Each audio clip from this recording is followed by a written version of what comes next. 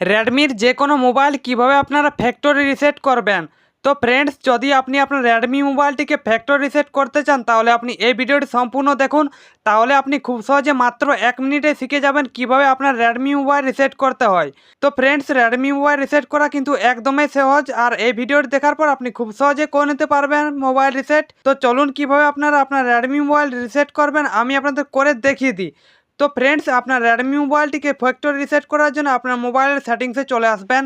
আপনার রেডমি মোবাইলের মধ্যে যে সেটিংস রয়েছে সেই সেটিংসে চলে আসবেন। আর রেডমি মোবাইলের সেটিংসে আসার পর আপনার সামনে এরকম একটি পেজ আসবে।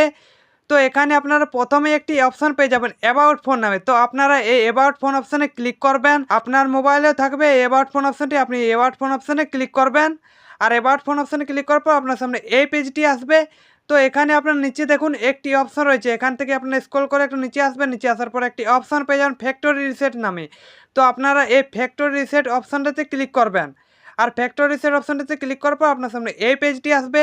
তো এখান থেকে আপনি আপনার রেডমি মোবাইলকে রিসেট করতে পারবেন।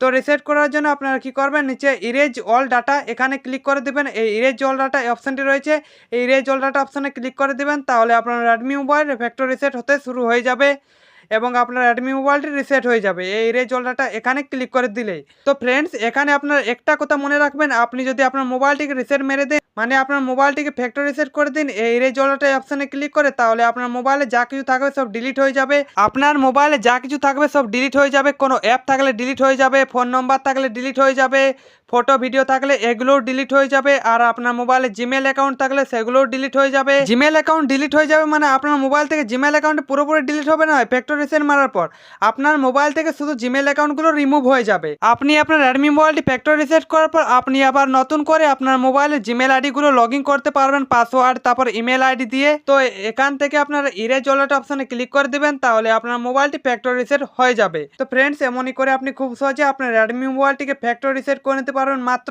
1 মিনিটেই। তো ফ্রেন্ডস, এই ছিল আজকের ভিডিও। আজকের এই ভিডিওর থেকে যদি আপনি আপনার রেডমি মোবাইল ফ্যাক্টরি রিসেট করে নিতে পারেন তাহলে ভিডিওটি থেকে লাইক করে দিবেন। আর চ্যানেলে প্রথমবার হয়ে থাকলে চ্যানেলটিকে সাবস্ক্রাইব করে দিবেন। আর কমেন্ট করে জানাবেন ভিডিওটা আপনাদের কেমন লাগলো।